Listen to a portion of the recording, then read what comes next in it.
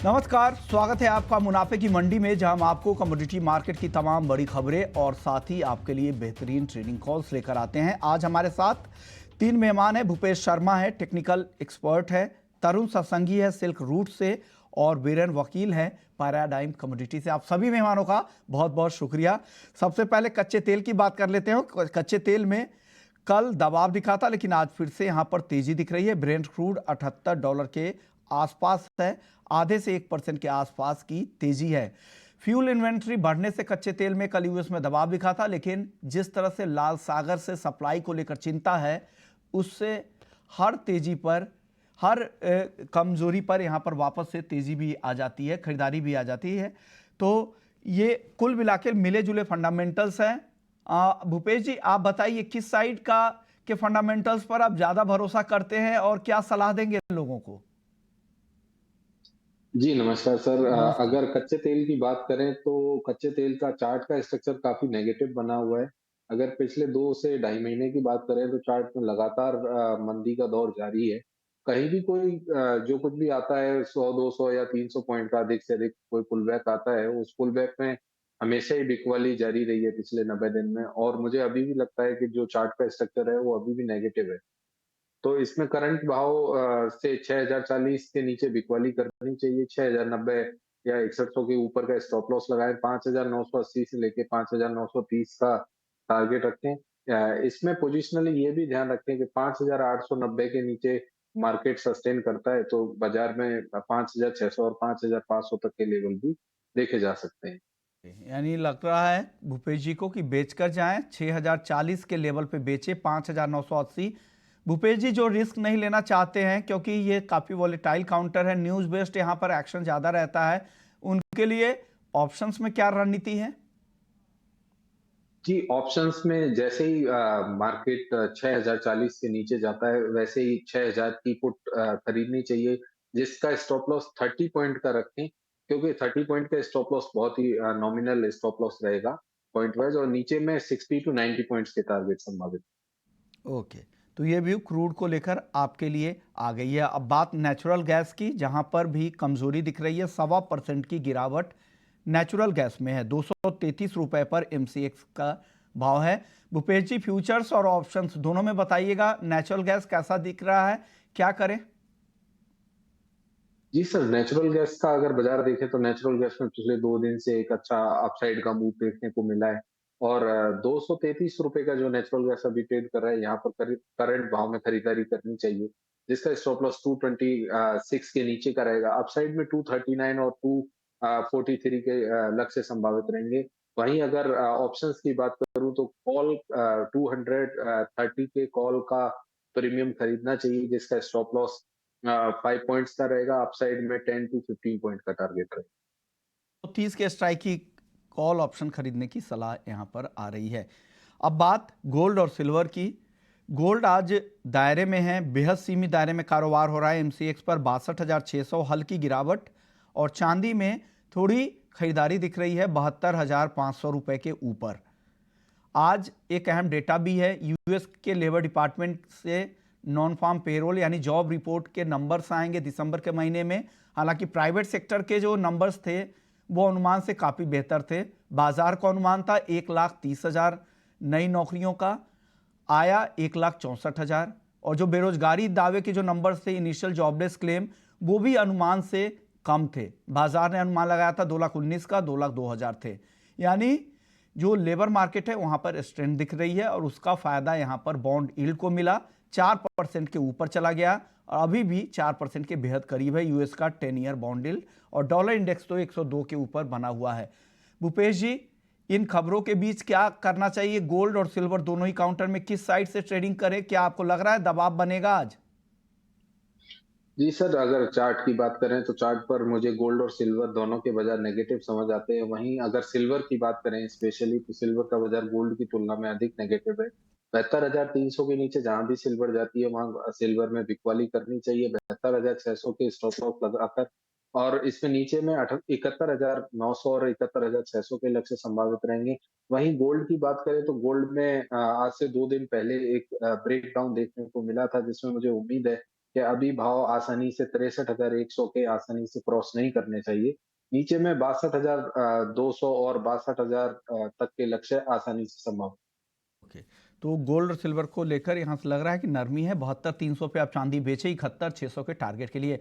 Birendra sir, आप क्या सलाह देंगे गोल्ड और सिल्वर में? और सबसे पहले आपको जन्मदिन की बहुत बहुत बधाई sir. Thank you sir, thank you so much. आप बताइए, आप दर्शक इस जन्मदिन के मौके पे रिटर्न गिफ्ट क्या देंगे? बुलियन मार्केट में कुछ कॉल है आपके पास सर?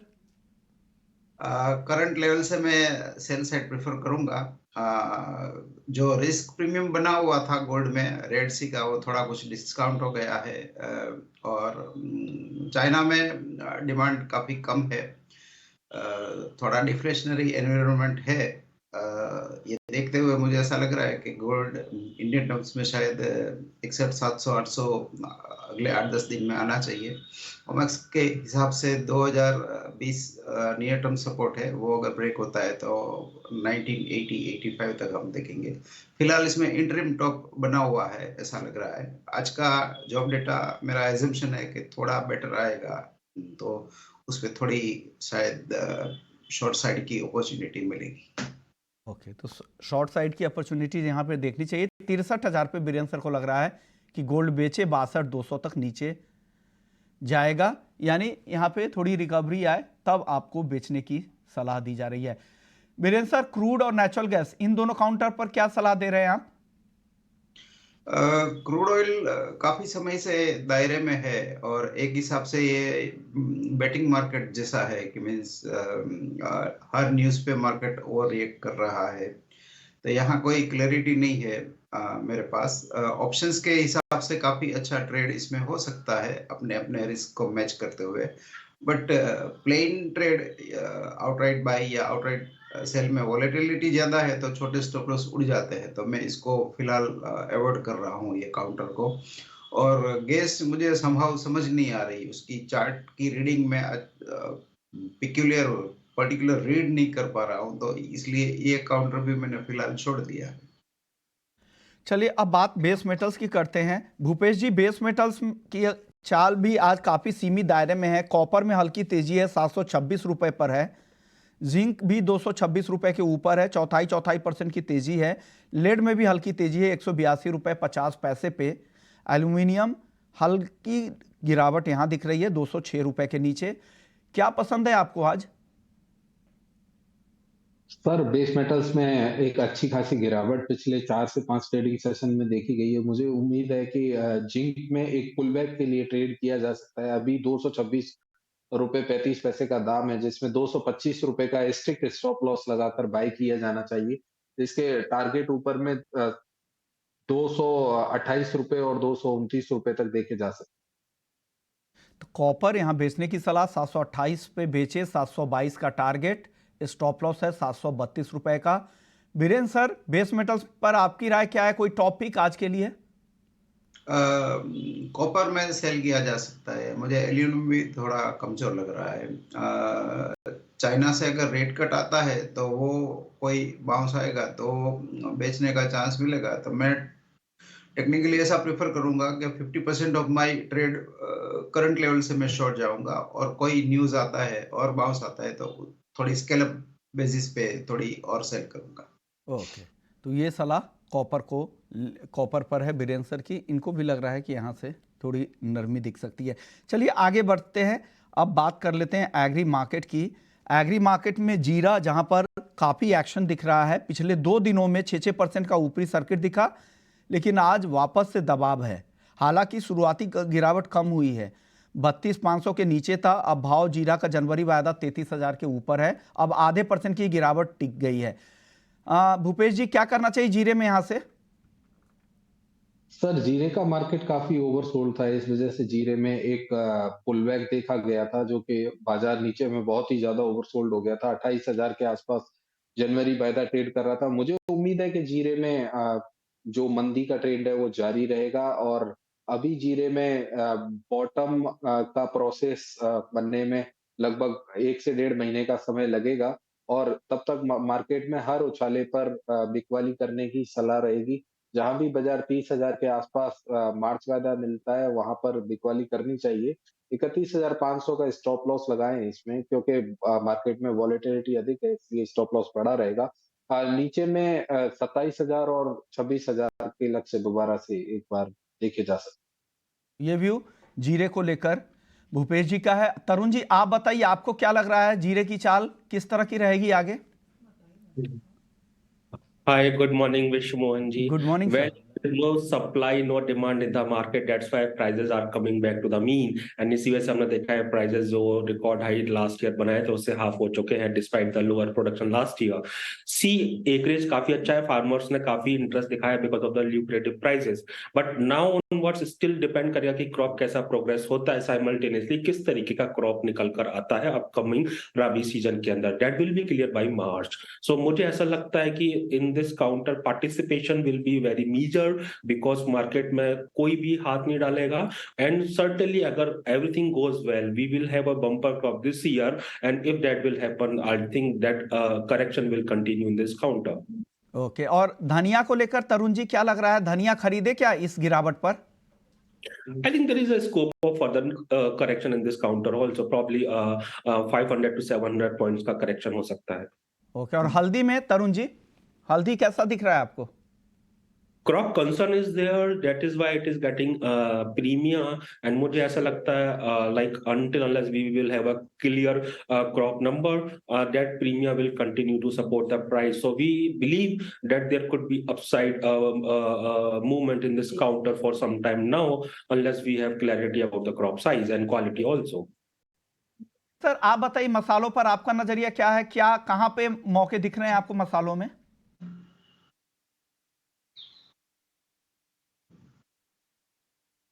आपसे मेरा सवाल था, मसालों पर क्या व्यू है आपका?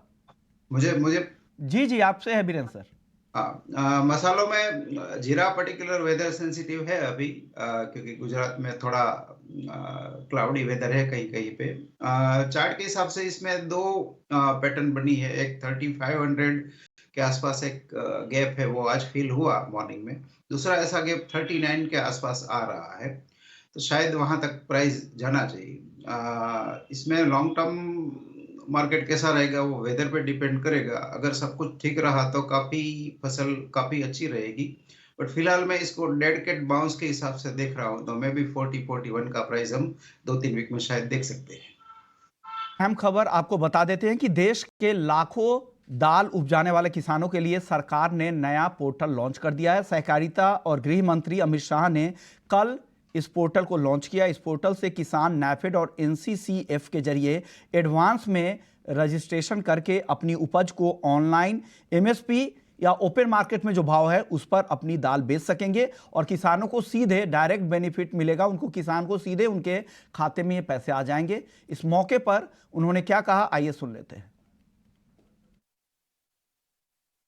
हमने निश्चित कर लिया है कि जो किसान उत्पादन करने से पहले ही नाफेड और एनसीसीएफ से अपना रजिस्ट्रेशन कराएगा, कम से कम मिनिमम सपोर्ट प्राइस से उसकी दलहन को 100% खरीद कर लिया जाएगा। अब आपको इसकी चिंता करने की जरूरत नहीं। और अगर जब आपका क्रॉप आएगा तब दलहन का दाम एमएसपी से ज्यादा है, तो इसकी एवरेज निकाल कर भी ज्यादा रेट से भी दलहन को परचेज करने का एक साइंटिफिक फॉर्मूला बनाया गया है, जिससे किसान को कभी अन्याय नहीं होगा। इसलिए मैं आज देश भर के किसानों को ये कहना चाहता हूं कि मोदी की गारंटी है, नाफेड और एनसीसीएफ के साथ रजिस्टर्ड करिए, हम आपकी दलहन को खरीद लेंगे, आपको कहीं जाना नहीं। रजिस्ट्रेशन एक बहुत सरल प्रकार की ऐप से सभी भाषाओं में हो सकता है। ऐप को मोबाइल पर डाउनलोड कीजिए, किसान स्वयं अपने आप को नेफेड और एनसीसीएफ के साथ रजिस्टर्ड करें और जब क्रॉप आ जाता है तब आप स्वतंत्र हो। आपको नाफेड को न बेचना है तो न बेचिएगा, मगर दलहन उगाइए। और अगर आपको कम दाम मिल रहा है तो नाफेड और एनसीसीएफ बंधे हुए हैं रजिस्ट्रेशन का एक्नॉलेजमेंट आने के बाद कि कम से कम एमएसपी से आपकी दलहन वो खरीद लेंगे। तो उसमें आपके लिए ये भी ऑप्शन है कि बाद में बाजार में बेचना है तो बाजार में बेचिए, नाफेड को देना है तो नाफेड को दीजिए, एनसीसीएफ को देना है तो एनसीसीएफ को, मगर अभी रजिस्टर्ड करा दीजिए और इसको उगाइए, इसको क्रॉप ये नाते आप इसको प्राप्त कर लीजिए। और मैंने ऐप को ध्यान से देखा है, बड़े साइंटिफिक तरीके से ऐप बना। तो आप देख सकते हैं किस तरह सरकार की यह पहल है, किसानों को बेहतर भाव मिले। आपके किसानों के पास दोनों ऑप्शन हो गए, या तो फिर वो एमएसपी के जरिए अपना माल बेचे, या फिर खुले ओपन मार्केट में अगर दाम ज्यादा मिल रहा है तो वो मौका भी उनको मिलेगा। रजिस्ट्रेशन करना भी बेहद आसान है, आप esamriddhi.in पर जाके रजिस्ट्रेशन कर सकते हैं। अगर आप रजिस्ट्रेशन खुद से नहीं कर पाए तो आप पैक्स की मदद से, प्राइमरी एग्रीकल्चर क्रेडिट सोसाइटी जो होती है उनके जरिए, या फार्मर्स प्रोड्यूसर ऑर्गेनाइजेशन जो पीओज होते हैं उनके जरिए भी रजिस्ट्रेशन में आप मदद ले सकते हैं। तो किसानों के लिए अच्छी पहल है। ये तो दालों के साथ शुरुआत हुई है, बाकी अन्य दाल और अन्य अनाज के लिए भी इस तरह के पोर्टल लॉन्च की सरकार की योजना है। चलिए, इस कदम को आप कैसे देखते हैं Tarun ji? See it's one of the finest step. देखिए, फार्मर का हमेशा इंटेंशन रहता है कि उसको उसकी क्रॉप का अच्छा रियलाइजेशन मिले। साइमल्टेनियसली कंज्यूमर चाहता है कि उसकी पॉकेट कम बर्न हो, उसको इकोनॉमिकल रेट पे प्राइस मिले, जो कि एक्चुअली इक्विलिब्रियम मेंटेन करना टफ है। तो इस पोर्टल के थ्रू आई थिंक देखिए बहुत क्लैरिटी दी है। अगर प्राइसेस एमएसपी के नीचे है तो एमएसपी में मिलेगा, ऊपर है तो उनका जो फॉर्मूला है उसके बेसिस पर निकालेंगे। सो लाइक इसके चलते लगता है कि देखिए अभी हमने देखा है लास्ट ईयर पल्सेस का प्रोडक्शन कम हुआ, हमने हैवीली इंपोर्ट किया, और उसके बाद में अल्टीमेटली गवर्नमेंट हर स्टेप ले रही है कि अल्टीमेटली कंज्यूमर का पॉकेट ज्यादा बर्न ना हो। तो लास्ट क्वार्टर के अंदर हमने पल्सेस के अंदर करेक्शन आते हुए देखा। सो अल्टीमेटली मुझे ऐसा लगता है कि it's one of the finest step, जहां पर not only farmer will get benefit of it, simultaneously ultimate consumer will have a benefit of these measures. Okay, चलिए, तो ये बेहतर कदम है। चलिए आगे बढ़ते हैं। अब बात कर लेते हैं ग्वार सीड और ग्वारगम की, जहां पर हल्की नरमी दिख रही है ग्वारगम में, और ग्वार सीड में हल्की तेजी। 5350 पे ग्वार सीड और 10,275 पे ग्वारगम। तरुण जी, क्या करे ग्वार सीड ग्वारगम में? जिस तरीके से क्रूड ऑयल एनर्जी के प्राइसेस परफॉर्म नहीं कर रहे हैं, उसका सीधा सीधा डायरेक्ट इंपैक्ट हम लोग ग्वार सीड एंड गम के प्राइस पर आते हुए देख रहे हैं। वेल, मुझे ऐसा लगता है 5000 सीड का बेस बन चुका है। साइमल्टेनियसली अनटिल अनलेस ऑयल के प्राइसेस चलना चालू होंगे, तब तक 56-5700 एक सीलिंग बना है, उसको प्राइस क्रॉस नहीं करेंगे। मुझे इन नटसेल लगता है कि for the time being it will remain in a range of 5000 to 5700 में रहेगा बाजार। बीरेन सर, आपका व्यू ग्वार पर? फिलहाल गम की एक्सपोर्ट्स पे थोड़ी इफेक्ट हुई है, क्योंकि रेड सी में जो फ्रेट काफी बढ़ गए हैं, जो $1200 का कंटेनर $3000 हो गया है। तो वहां के जो बायर है वो कॉस्ट नहीं दे रहे, वो अपने पे पास ऑन करने का बोल रहे हैं, तो इसलिए थोड़ा डिसरप्शन है। तो फिलहाल गम में मैं पर्टिकुलर थोड़ा हल्का सा बेरिश हूँ, तो इसकी असर थोड़ी ग्वार पे भी दिखेगी। आप बताइए, ग्वार सीड ग्वारगम में क्या हो रहा है भूपेश जी? जी सर, ग्वार सीड और ग्वारगम में पिछले काफी दिनों से बिकवाली का ट्रेंड जारी है। मुझे लगता है कि अभी भी बिकवाली करनी चाहिए। जहां भी बाजार 5390 के नीचे टूटता है फरवरी वायदा, वहां बिकवाली करनी चाहिए। स्टॉप लॉस 5440 के रहेंगे। लक्ष्य की बात करें तो 5340 और 5300 के लक्ष्य संभावित रहेंगे। कॉटन की बात कर लेते हैं, हालांकि दायरे में कारोबार हो रहा है कॉटन के दोनों में। तरुण जी, आप बताइए कॉटन में क्या करें? आई थिंक सप्लाई बहुत ज्यादा है डोमेस्टिकली एंड इंटरनेशनली, मैंने जैसे कि कई बार बोला है, और साइमल्टेनियसली जो एंड प्रोडक्ट का डिमांड है काफी बिनाइन है, और economic condition like let's say for major countries like China is not good. So simultaneously मुझे ऐसा लगता है because of higher stockpile, simultaneously benign demand will continue to have an impact on the cotton prices, which has not been performing for more than 1 year now. शुक्रिया तरुण जी आपका, भूपेश जी और Virendra sir आपको भी बहुत बहुत शुक्रिया। वीरेंद्र सर, एक बार फिर से आपको जन्मदिन की बहुत बहुत बधाई। चलिए, मुनाफे की मंडी को यहीं